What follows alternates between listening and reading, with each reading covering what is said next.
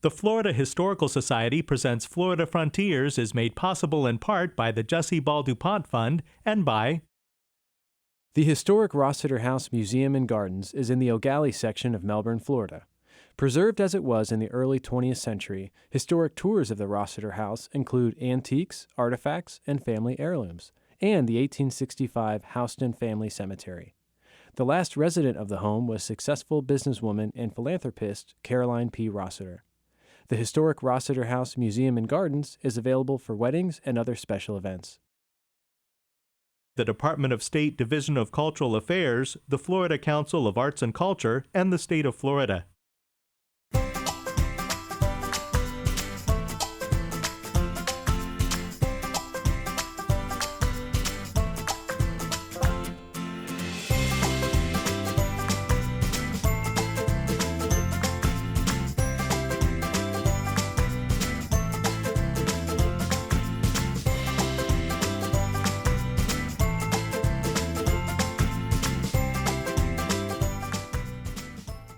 Welcome to Florida Frontiers, presented by the Florida Historical Society. I'm Ben Brotemarkle. In May 2021, the panel discussion Territorial Florida in 1821 was presented as part of the Florida Historical Society Virtual Public History Forum. A distinguished group of Florida historians talked about the diverse groups of people living here 200 years ago.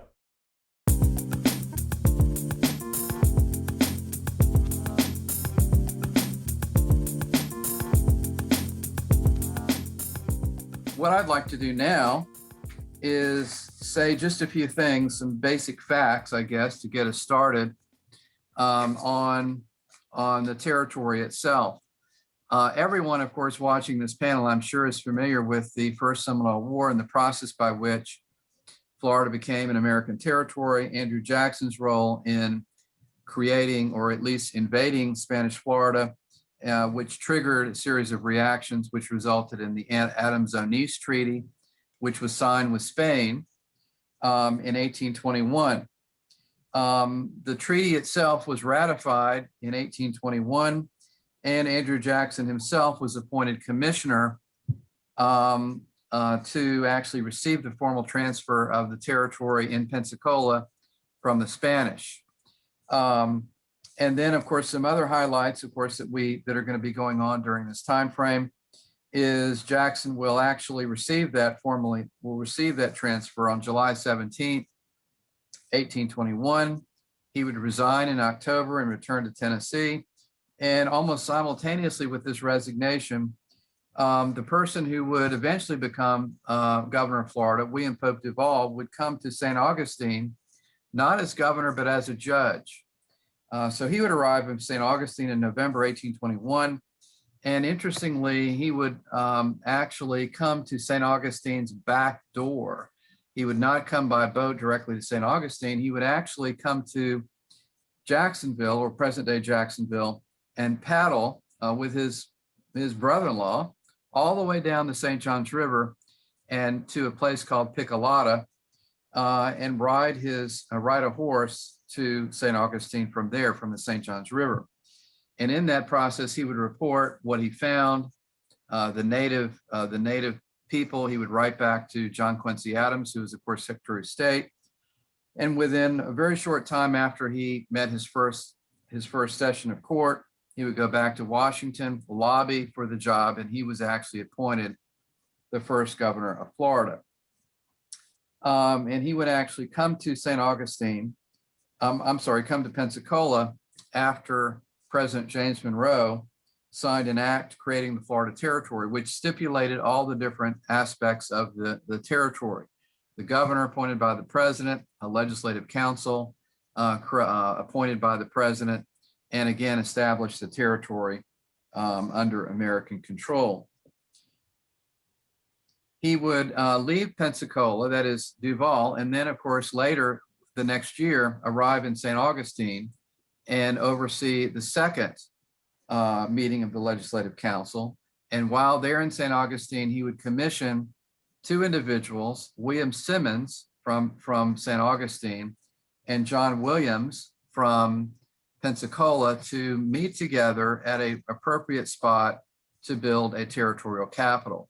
Pensacola and St. Augustine, the two major towns in the territory, they would find a meeting place for a state, for a new territorial capital.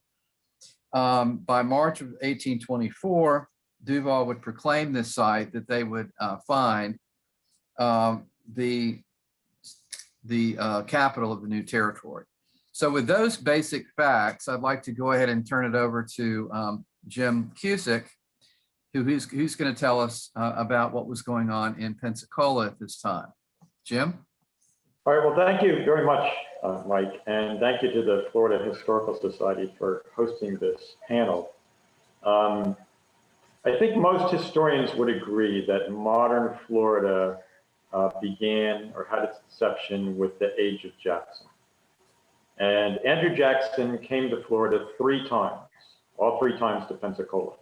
He captured Pensacola during the War of 1812. He captured it again when he was prosecuting the First Seminole War in 1818. And then he came to Pensacola as Florida's first American governor in 1821. And his tenure as our governor was relatively brief. He took up his post in May of 1821, actually from Alabama. He was not formally installed as governor until the official changing of the flags, which took place on July 17, 1821. And he then made Pensacola his headquarters. And he quickly grew disenchanted with being governor of Florida, and by October of 1821 was already back in Tennessee, having resigned his post, where his friends were already grooming him for a run at the presidency. So he was in office for about 5 months. During his tenure, Jackson held an embassy, an audience, with representatives of Native Americans in Florida. And he met with Neamathla, whose territory was around Tallahassee. And Neamathla was a Creek Indian who had previous experience, mostly hostile experience, with Andrew Jackson. And Jackson was actually grilling him on how many Creeks and Miccosukes were settled in Florida and where they were. Neamathla was seeking reassurance about what was going to happen. And he very quickly, I think, found out that he was still dealing with the man that was known among the Creek and Seminole as Sharp Knife. This was the man who had expropriated 21 million acres of Creek territory during the Treaty of Fort Jackson, and who had hung a very prominent Creek leader, the Prophet Francis, during the First Seminole War. And Neamathla walked away from that meeting with no assurance whatsoever that native land rights in Florida would be respected, and only with the statement that the native peoples would be, quote unquote, collected together in a place so that they could be better protected. And I think that meeting very much set the tone for what the relations were going to be between the state of Florida, or the territory of Florida, the United States government, and the various native peoples, Seminole, Miccosukee, and Creek in Florida. A second thing that happened in those 5 months was that Andrew Jackson was very eager and anxious to Americanize Florida and to eliminate any vestiges of former Spanish culture here. And that showed prominently in his feuding with the outgoing Spanish governor, Jose Maria de Callava.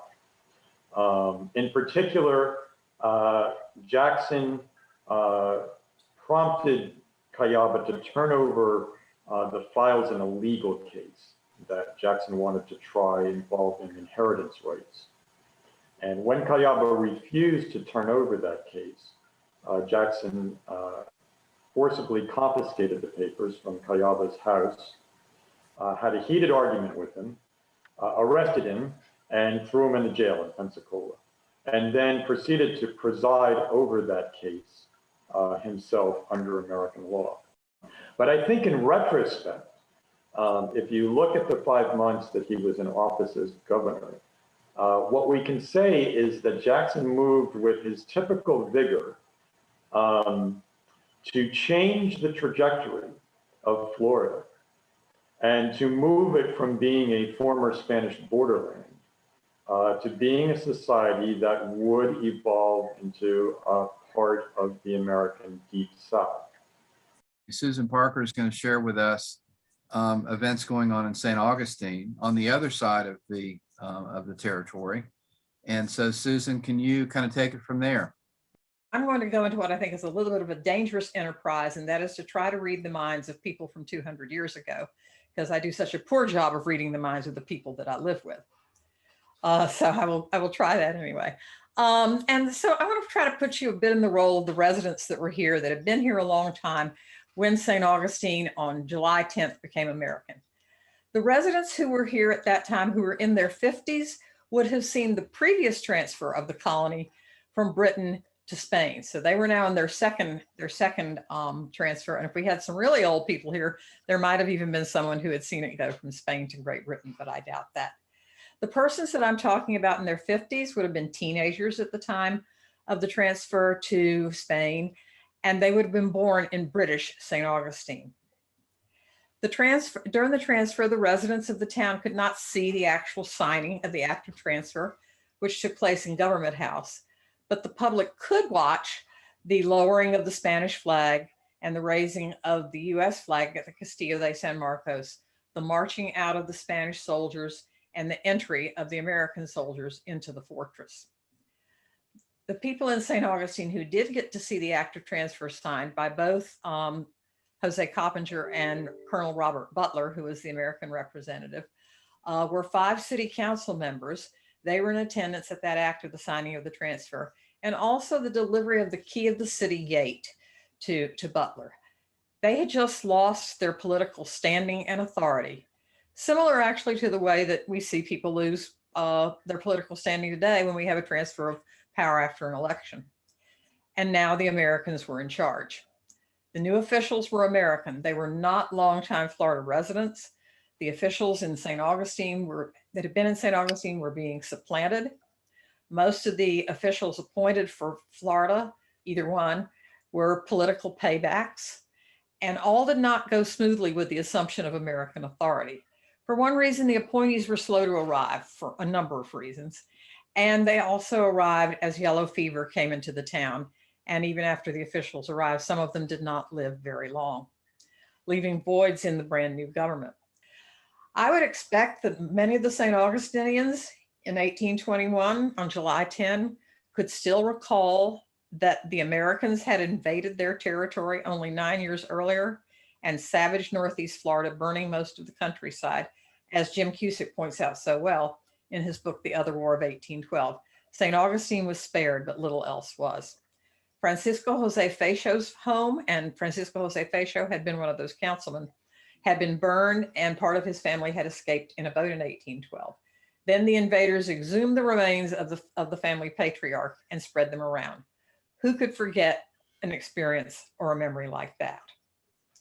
Some of the most immediate concerns of the residents were, would they be able to keep the land that they owned?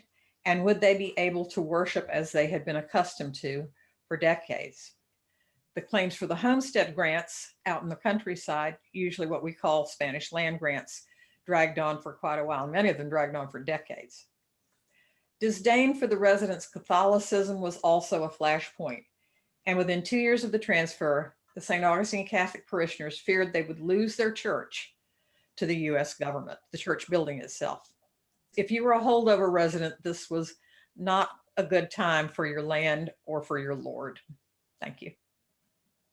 Thank you, Susan. I appreciate it. I'd like to turn it over to Jason Herbert, who is affiliated again with the Seminole tribe. He's going to tell us a little bit about the Seminole people at this time and their cattle, which of course was a major asset for that tribe, all the way back, which went all the way back to long before this time.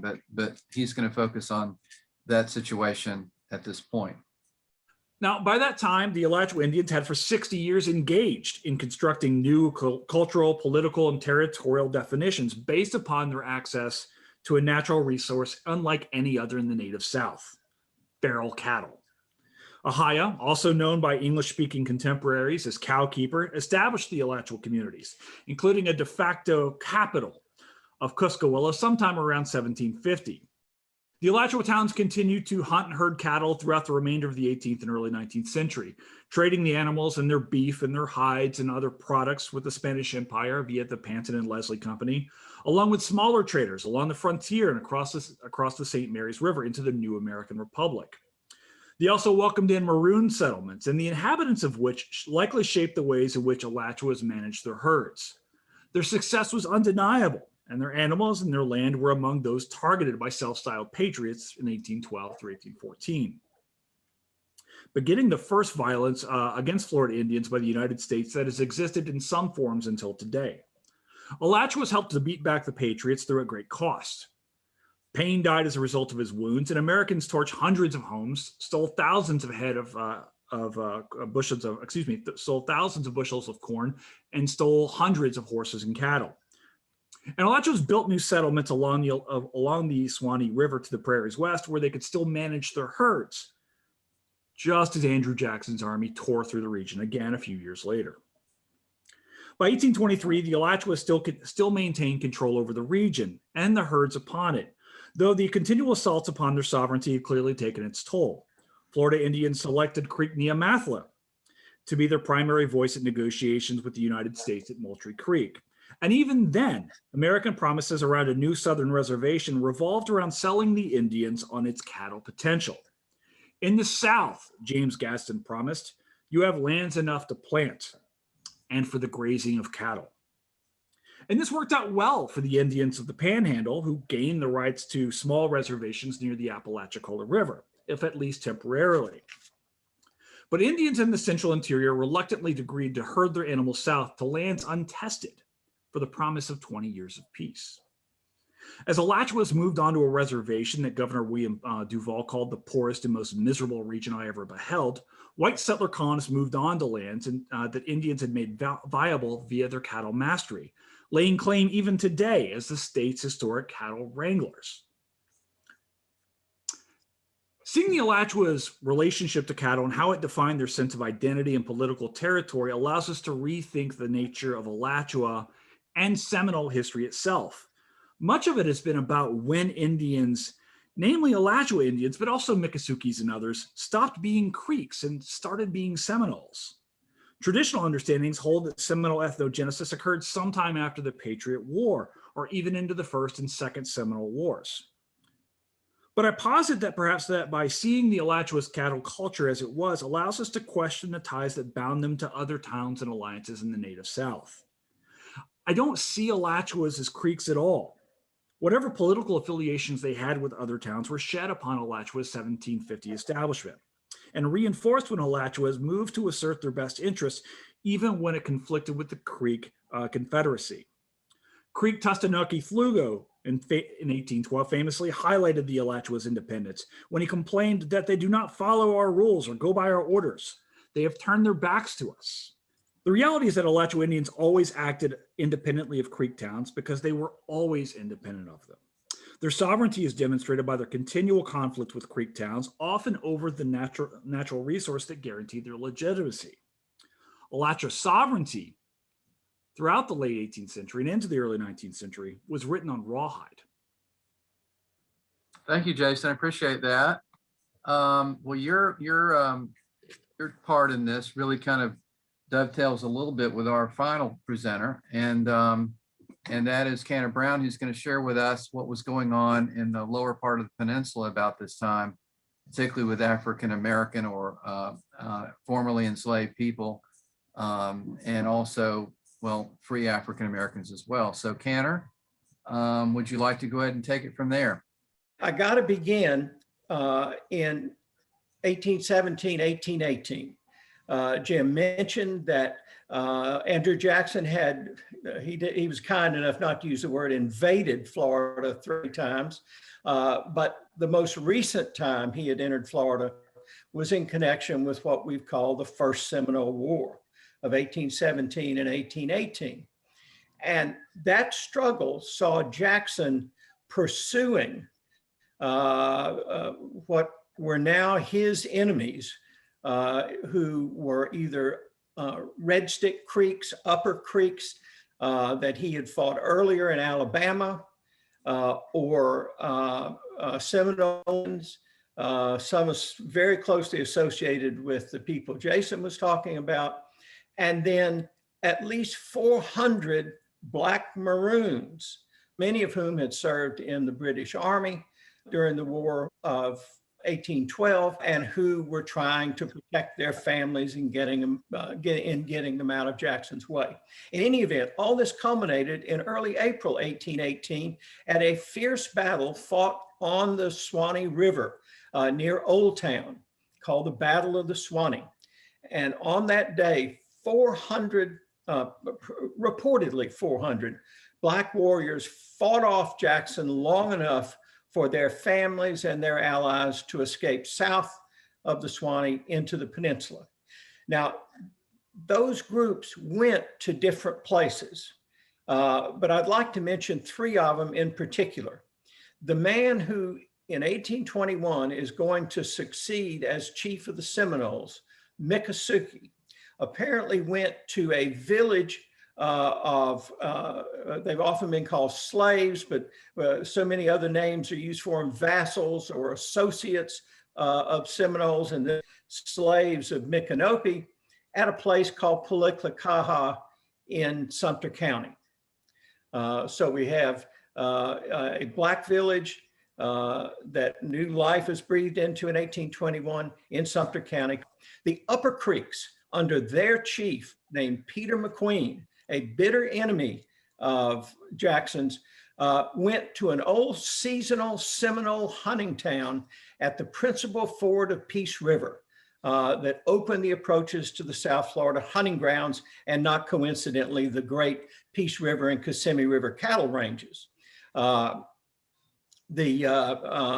town was called Talopchaco. We call it Fort Meade. Now, the principal point I want to mention was at Tampa Bay on the Manatee River, where the Maroons who had fought off Jackson's army principally went to seek haven. And they set up a community, or more likely, given the archaeology that has been done in recent years, had been there for years, but now were enhanced by these arrivals at the confluence of the Braden and the Manatee Rivers in what is now essentially downtown Bradenton, called Negro Point. And there they began not only expanding a rich agricultural community, but engaging in diplomatic relations with the Spanish and English empires. They called their settlement, or at least it was called by Cuban fishermen who lived nearby, Angola. Now, as all these events were happening, as these populations were dispersing into the peninsula, Andrew Jackson was seething. He couldn't believe the embarrassment that had accrued to him as a result of the Battle of the Suwannee. So in late 1818, he sent his personal aide, Captain James Gadsden, to Tampa Bay to find out where all these people went. Gadsden reported back with reasonable dispatch that the Red Stick Creeks were on Peace River. Some of the Seminoles were up near present-day Dade City and Brooksville and in other places, but the Blacks were on the Manatee River. Some survivors end up under the protection of Red Stick Creeks on Peace River. Another 200 to 250 make their way down the West Coast to the Florida Keys and to eventually Cape Florida, where Bahamian fishermen take them to Andros Island. There, they are allowed by English officials to remain, and in time establish the communities of Red Bay and Nicholstown. And their descendants, or at least some of their descendants, remain living in those communities on Andros Island today, and treasure family legacies of their involvement in these events all the way back to the Battle of the Suwannee. To see the entire panel discussion, Territorial Florida in 1821, you can find the 2021 Florida Historical Society Virtual Public History Forum archived online at myfloridahistory.org. You've been watching Florida Frontiers presented by the Florida Historical Society. Thanks for joining us. I'm Ben Brotemarkle.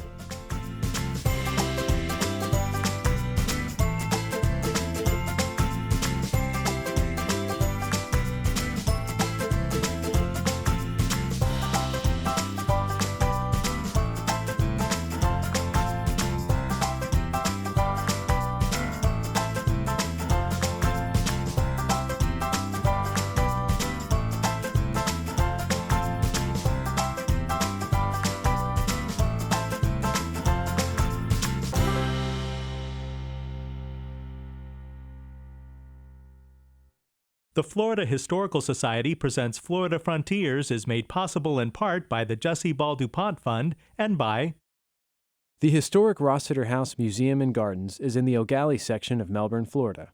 Preserved as it was in the early 20th century, historic tours of the Rossiter House include antiques, artifacts, and family heirlooms, and the 1865 Houston Family Cemetery. The last resident of the home was successful businesswoman and philanthropist Caroline P. Rossiter. The historic Rossiter House Museum and Gardens is available for weddings and other special events. The Department of State Division of Cultural Affairs, the Florida Council of Arts and Culture, and the State of Florida.